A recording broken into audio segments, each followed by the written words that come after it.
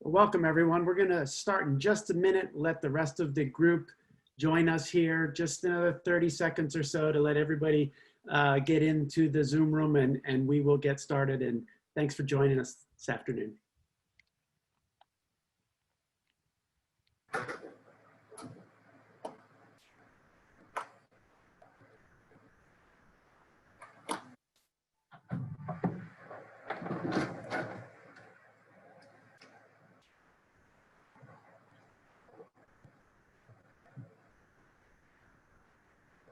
Well, good afternoon, everyone, and welcome. Welcome to this special CTA members-only session with FTA Deputy Administrator Jane Williams.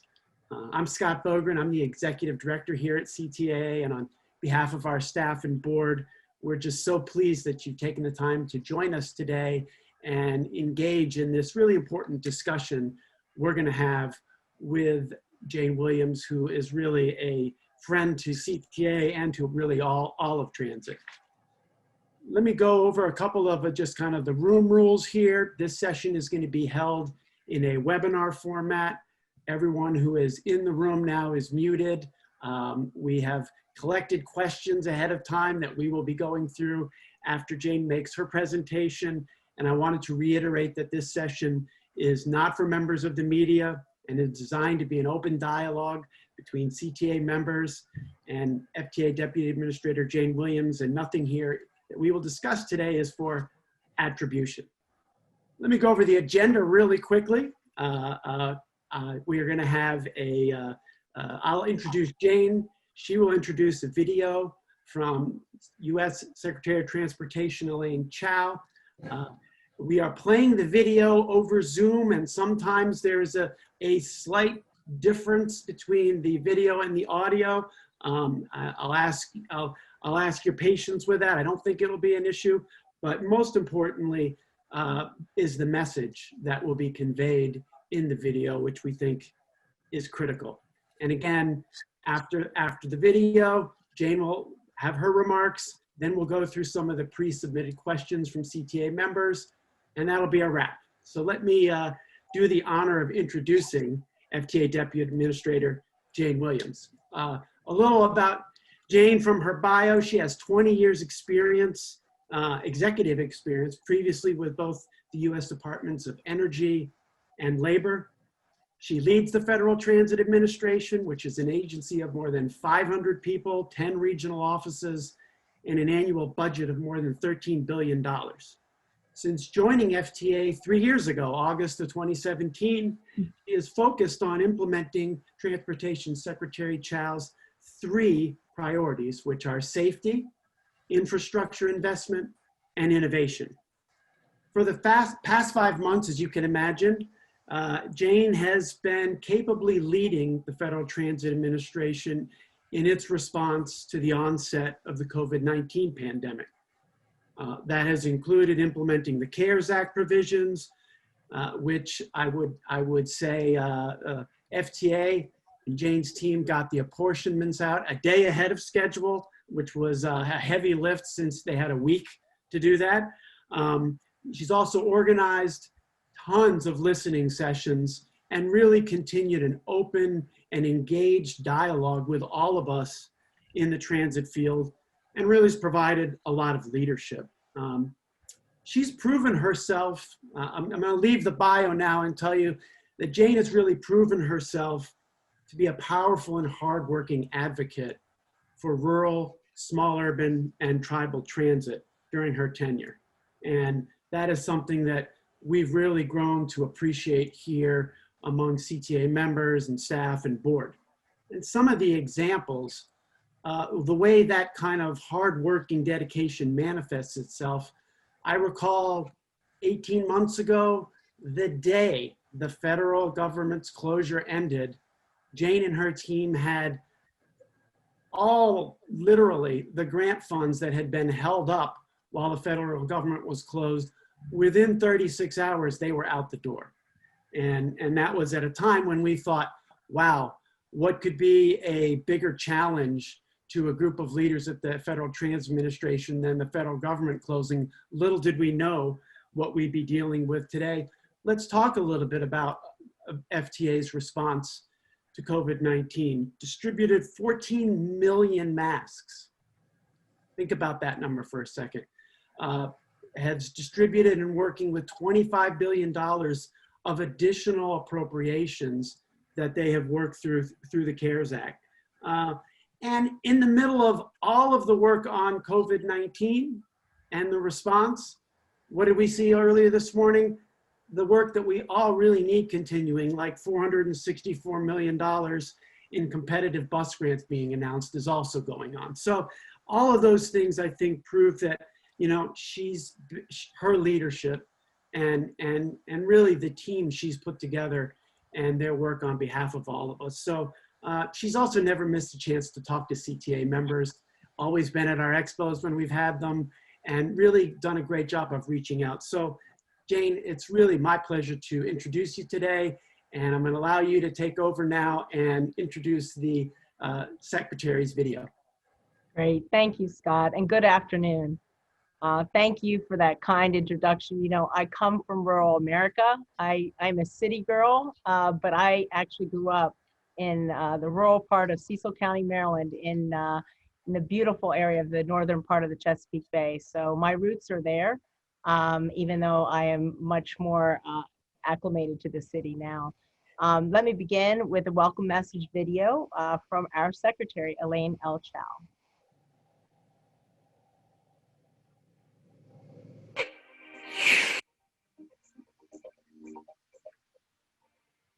Thank you for joining this virtual State of the Industry event.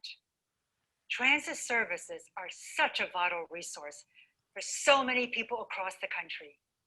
And that is why the department and this administration have prioritized access to reliable transit for all Americans. Programs like Mobility for All improve mobility and access to public transportation for older adults, people with disabilities, and individuals of low income. We've also worked to address the inequities in our rural transportation infrastructure through programs like our Routes Initiative.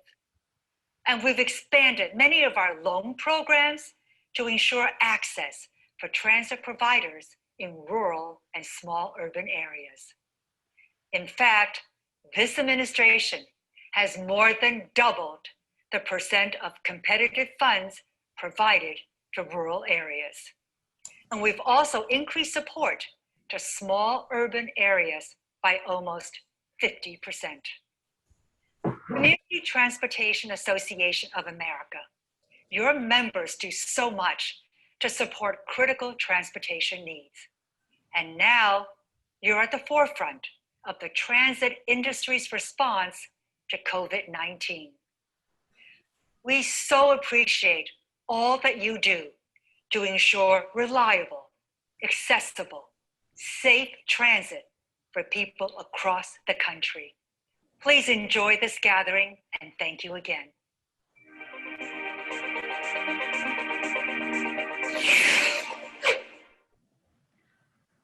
Well, let me start by saying how grateful I am to Secretary Chow for taking the time to do a video greeting. I am so proud to serve on her team and in this administration. And under her leadership, she has focused on balancing federal support to ensure that rural communities receive equity in funding, noting that rural areas are not looking for handouts, but instead a more equitable approach to funding.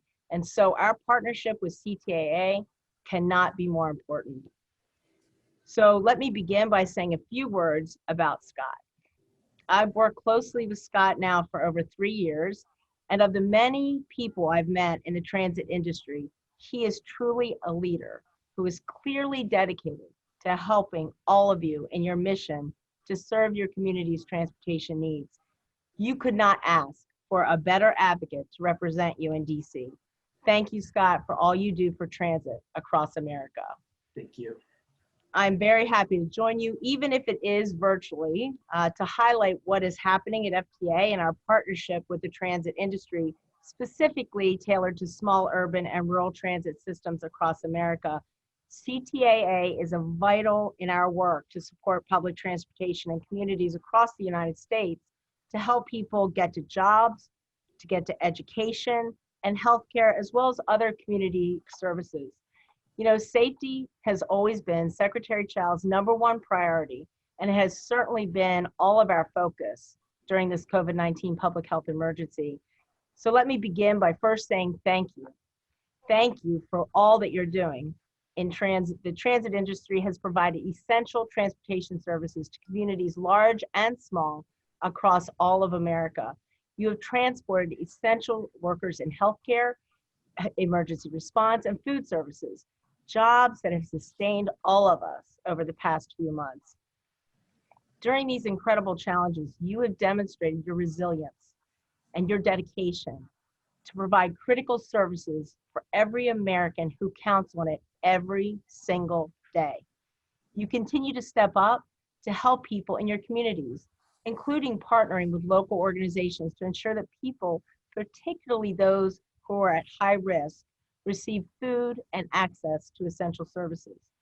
For example, Tri-Valley Transit in Addison County, Vermont, is delivering food from food banks and the County Department of Health to community distribution points to help their neighbors in need.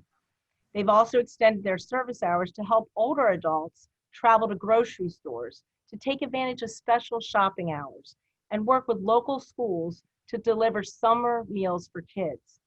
Today, transit systems nationwide are continuing to perform critical roles in communities across our entire nation as local economies continue to reopen. Under the CARES Act signed into law by the President on March 27th, FTA received $25 billion to support the transit industry, and to date, we have awarded more than 87% of those funds through grant awards totaling $21.7 billion to states and communities across the nation, helping keep America and its economy moving. It is so important that you all prioritize spending this federal funding as local economies continue to reopen. The transit industry will continue to play an increasingly critical role as agencies increase their service to meet additional riders' demands.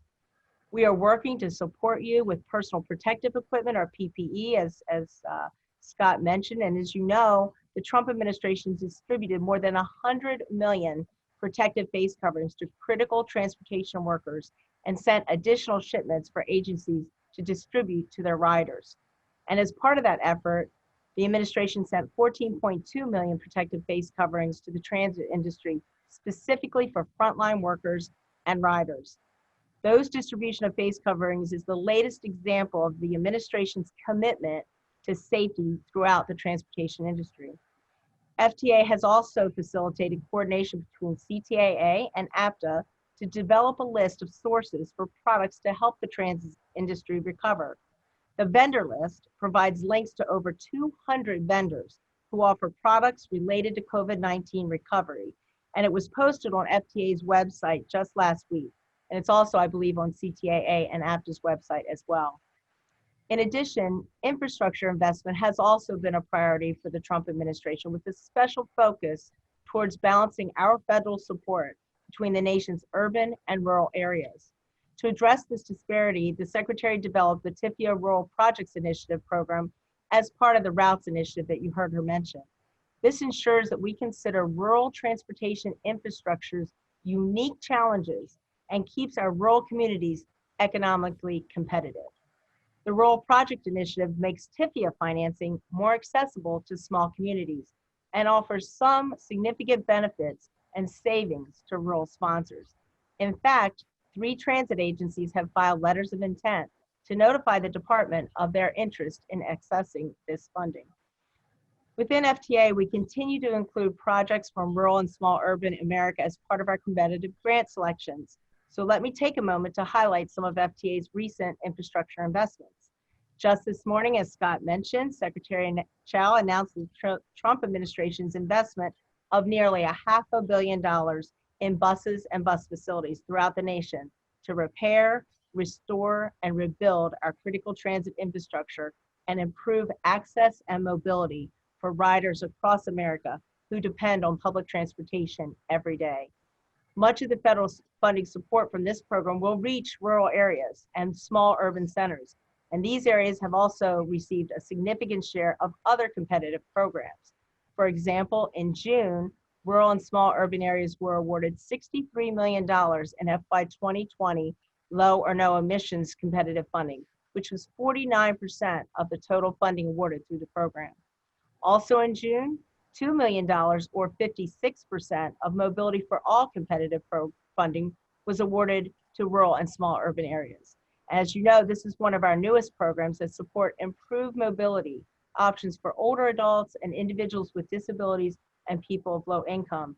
And back in January, FTA announced their FY19 tribal selections for a total of $5 million to 39 projects in 29 states.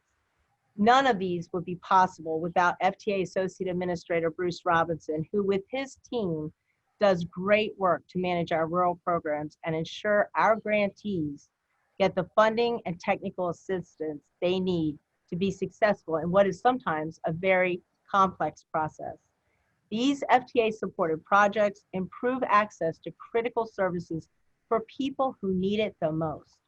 For example, the Maine Department of Transportation will receive funding under FTA's Mobility for All program to expand bus service in the rural Presque Isle area, from on-demand buses to daily routes, and will use technology to fill gaps in service and improve access and mobility for older adults and individuals with disabilities in northern Maine.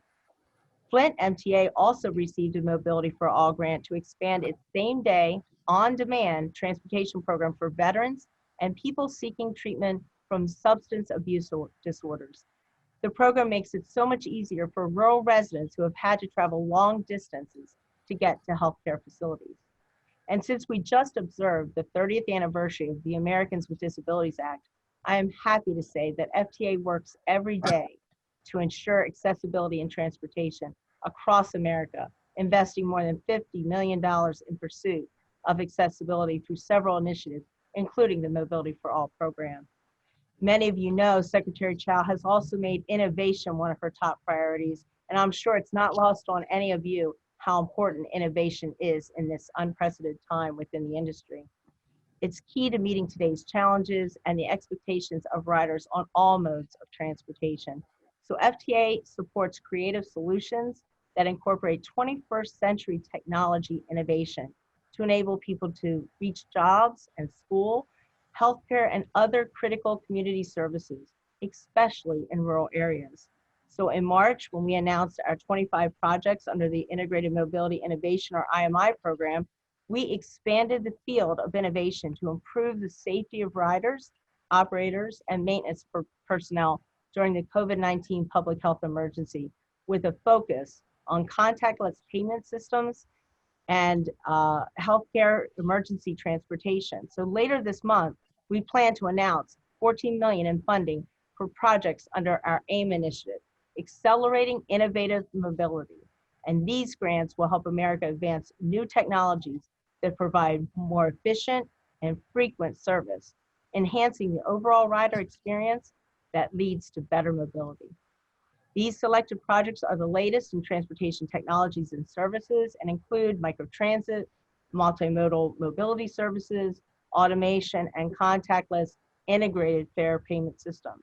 And our support under the AIM initiative will play a vital role in fostering innovation and promoting safety as the nation continues its economic recovery from COVID-19. On behalf of Secretary Chow, I'm so happy to be with you today. Thank you for all you do to deliver safe, reliable public transportation across all of America. Scott, I'm happy to answer some questions. Thanks, Jane. That was great. A lot of information packed into 15 minutes or so there. Well, we collected a number of questions from our members and kind of distilled them down. And the first question was really raised. We had our annual Sun gathering last week. So we had, I think we ended up with about 90 different small urban operators participating across 2 days. And an issue that kept coming up was, what do systems that size, really any size, do, as thankfully their ridership returns, but they're still dealing with varying forms of social distancing, and they're concerned about capacity issues? You know, transit service has always been critical, and it's been even more critical to get essential workers to jobs that have sustained us, all of us, during this public health emergency. And so we recognize that as communities continue to reopen and ridership increases, systems should continue to focus on the CDC guidelines. So where they can, they should wear masks. Obviously, there's a lot of systems that are requiring that now. They should social distance as they can. A lot of people are making sure they're boarding the bus in the rear and they're leaving a gap in between aisles and the like. And they should follow the hygiene recommended by the CDC, washing their hands, using hand sanitizer, trying not to touch a lot of the high touch surfaces. But we also understand that there's no one solution because every transit agency and every area is unique. And so listening to your local public health officials is also very key. And, you know, we want to be a partner and continue to help you with PPE needs and funding. And so we believe that that's our role. And we will continue to do that as much as we can. Great. You know, a lot of CTA's members are those folks who are in the middle of the transit network. They're doing social service trips for veterans. They're working with the VA. They're working with different local human service agencies. The Federal Coordinated Council on Access and Mobility is something that we pay a lot of attention to. And the question is, like, how can the CCAM work with other federal departments to enable riders currently transported by separate networks to share resources and make sure that, you know, we're coordinating effectively, but that they're also working with us and not just saying coordinate, but not really investing. Well, you know, the CCAM, I actually convened the CCAM on Secretary Child's behalf back in October of last year. And one of the major things that came out of that, besides the strategic plan that we adopted and published, was that HHS announced that their funds could be used as a local match for human services transportation funded by other federal partners. And that was very new. And so we were very happy and excited about that announcement. And since then, we've come up with a federal fund grading guide, which basically explains how and when grant recipients can use funds from one federal program to meet the matching requirements of another. And so we feel like we've made some progress. We have a report that'll be released that's due to Congress at the end of September and that we plan to have out. And we are making some progress working with other agencies. As you know, it can be quite complex getting everyone to agree, but we are trying to use technology as our friend, and we feel that we are making some progress on that front. That's really great to hear. The ability to tap all those networks to get the outcomes from the trips that we want is certainly central to a lot of CTA's membership.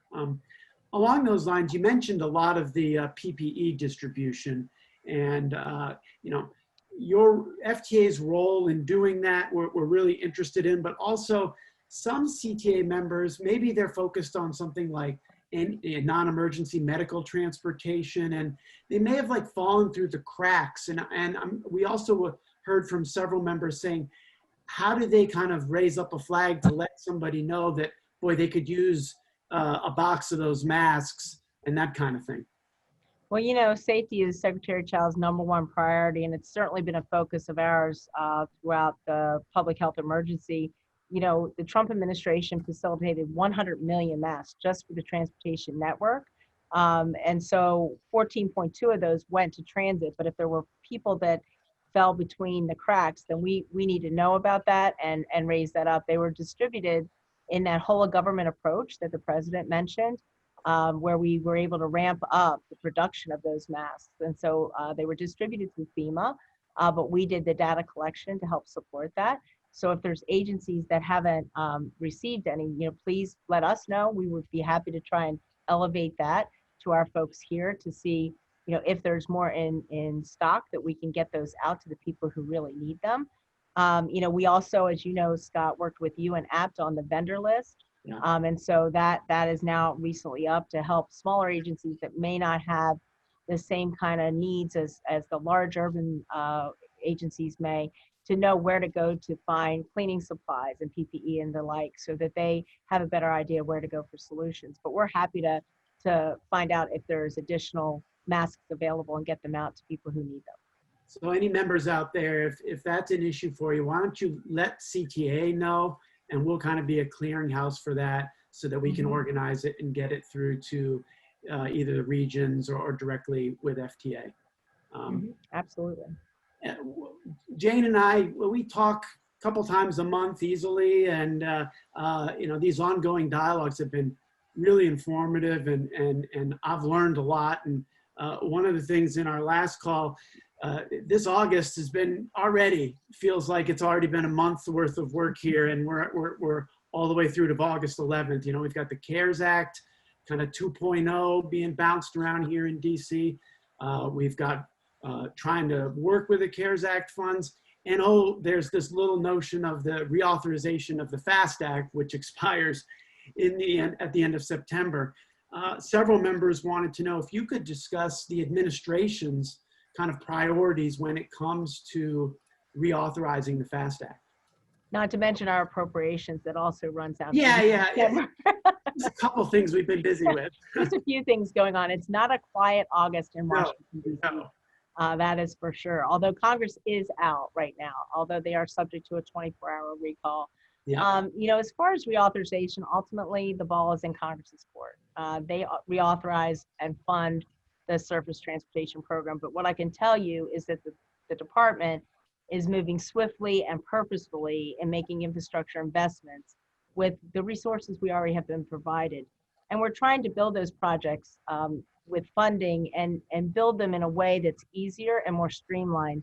You know, DOT leads the way in, for every one regulation, 2 had to come out. We lead the way in the entire government for that.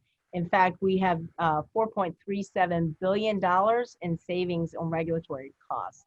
And we've contributed more than $200 billion across the department to enhance, repair, and rebuild America's infrastructure. So we do feel like we are making great strides in what needs to be done.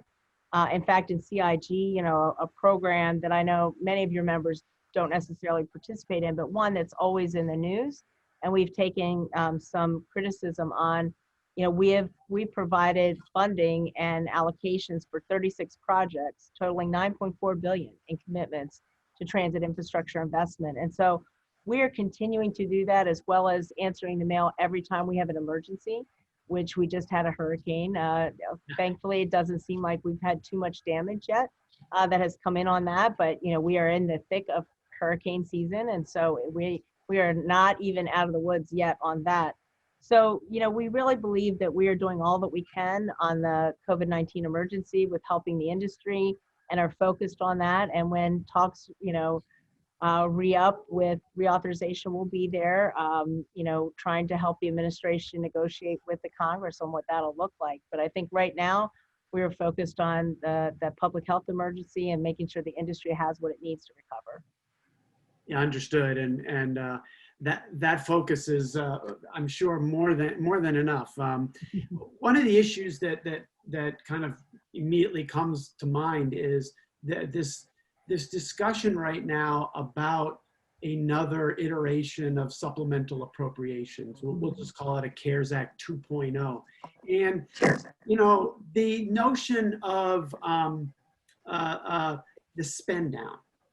And, you know, a lot of CTA members are trying to be conservative with the CARES Act funds because they want to make them last a long time, and it's a reimbursement program. But yet there's another wrinkle to it that you raised in our meeting on Friday that I think bears repeating. Okay. You know, like I said earlier, we've allocated 21.8 billion of the 25 billion that has been given to us through grants with all of you. 89% of that is urban funding, 73% rural, and 50% to tribal transit. But only 34% of those funds have actually been dispersed into the economy. And so the expenditure rate and the disbursements are important because it's an indicator of further need. So larger agencies like New York, who has been in the news a lot on their spend down, has been very quick. And they will, I think they have been in the news saying, this week they will be completely through the $4 billion that was given to them under CARES. Many other smaller and rural agencies, it may take a year to 18 months to spend down their funding. But it is difficult. I worked on the Hill for 5 years and worked for an appropriator. And the first thing they're going to ask is, well, how much has been spent? So what I've done at FTA is taken it out of FTA's account and obligated it to a transit agency's account, but it's still there. So when you say, well, how much has actually been spent? And you say, well, only 34% of the funding. So you've spent down about a third. They don't feel like there's a fire under them to get more funding out when that has, and I understand where, a small or rural agency is saying, I want to conserve that funding because I don't know what will happen. I don't know if I'll get any more funding. And so I have to be careful how I spend it. I totally understand that line of thought, but all I can tell you is without spending, I can guarantee you there'll be no more. So, the only guarantee I can give you is if it's not spent down, I can guarantee you it won't make the case to get more without it being spent down. So I recognize the conundrum that some of you are in. But many of the larger agencies haven't begun to spend down their money. Some hadn't spent any of it down at the end of June. And so I think we when we talk about that, we are looking more at those larger urban systems that haven't spent any yet. Yeah, so, it's a real challenge, and the disparity of the size and the leadership and different DOTs for rurals, CTA small urban members.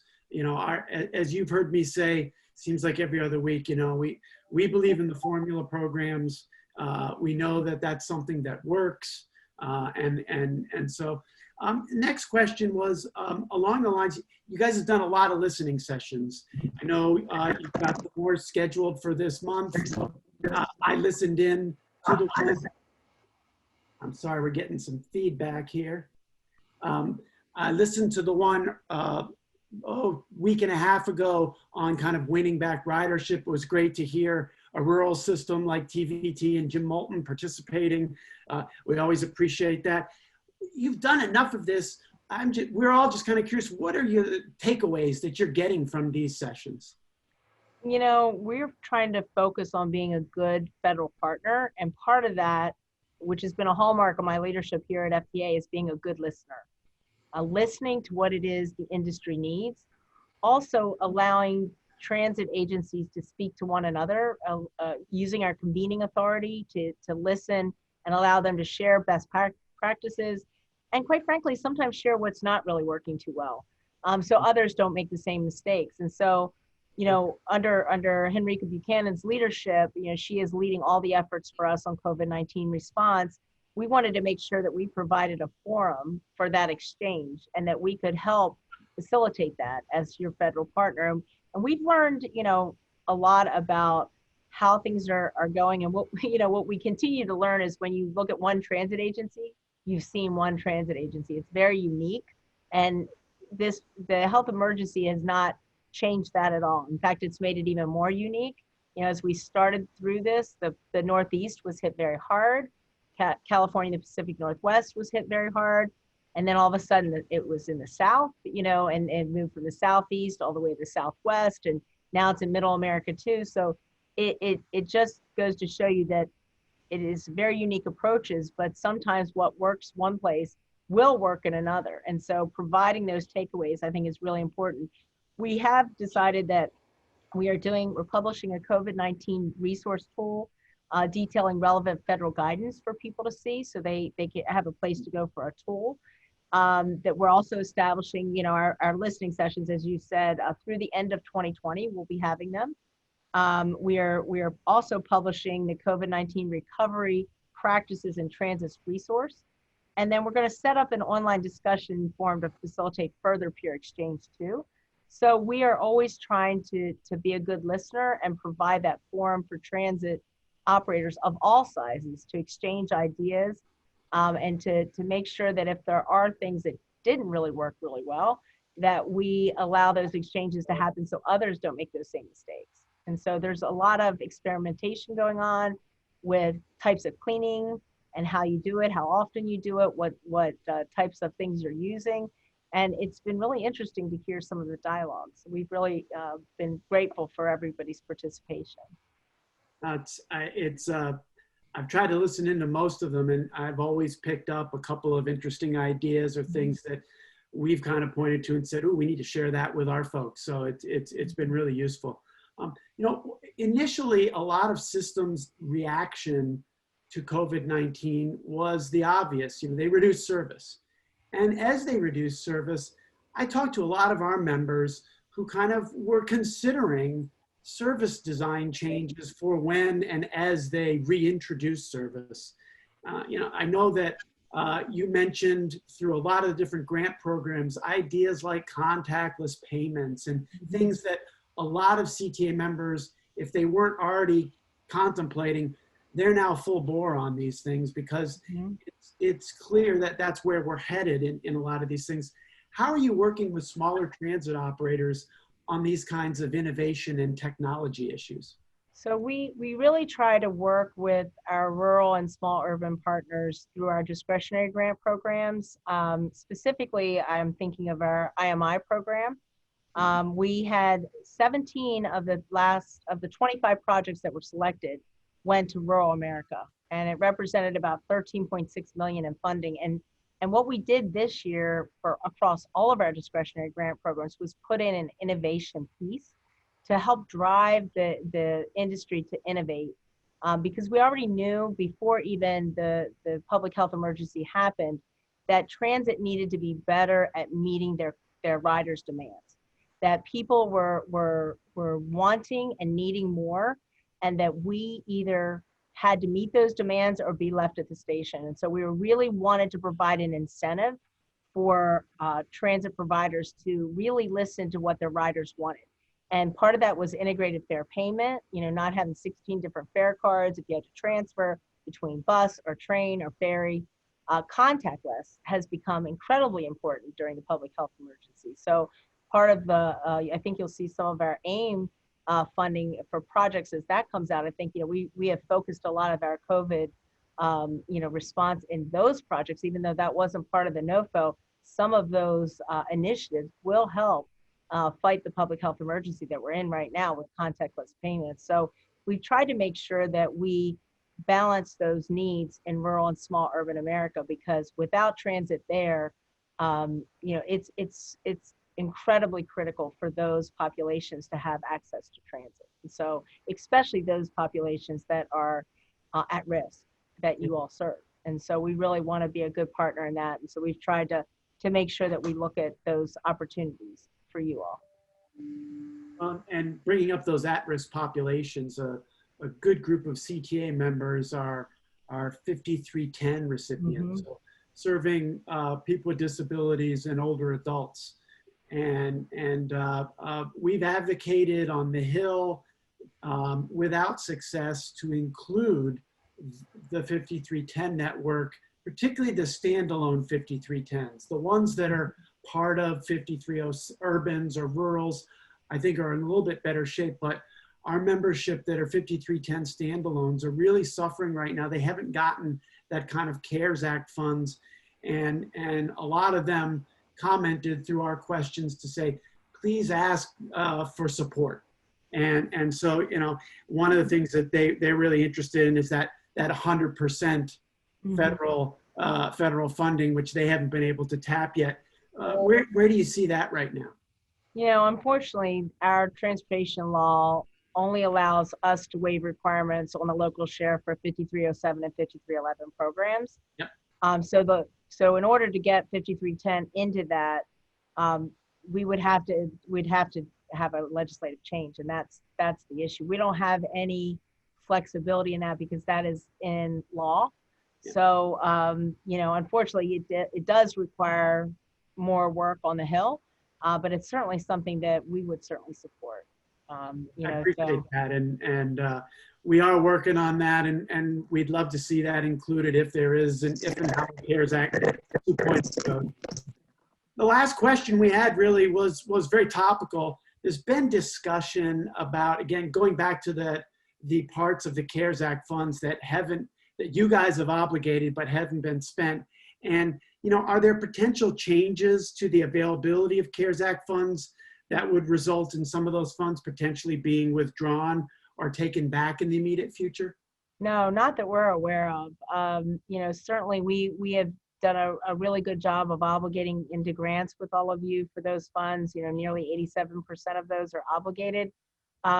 We have not heard of any changes to that funding or, you know, potential changes to say that, you know, that funding would be rolled back if it wasn't used in a certain amount of time. Okay, great.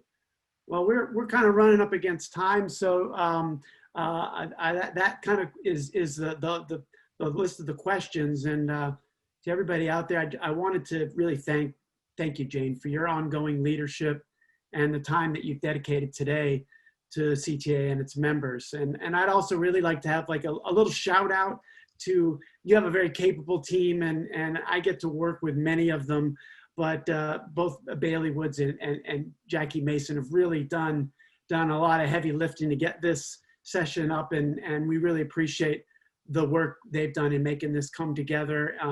If you want to have any final words to the CTAA membership, the floor is yours. Just thanks so much for having me. And, you know, I know we are all in unprecedented times, and we're all learning to do more with technology.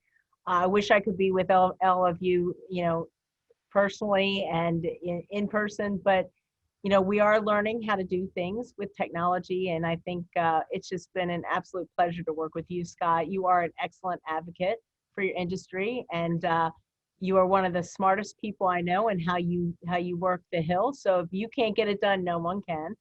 So I just want you to know that I have the utmost respect for you and really enjoy working with you. And just, you know, my best to all of you that deliver transit in America's communities. It's our mission. And I really appreciate what you do every single day to keep America and Americans moving. So thank you for all you do. Thanks, Jane. And to our members on the call, you know, keep up the great and essential work you're doing. We all do really appreciate it. And I ask all of you to as well. Please be safe and be well. Yes. Thanks for joining us today. Yes. Thank you. Have a good rest of your day.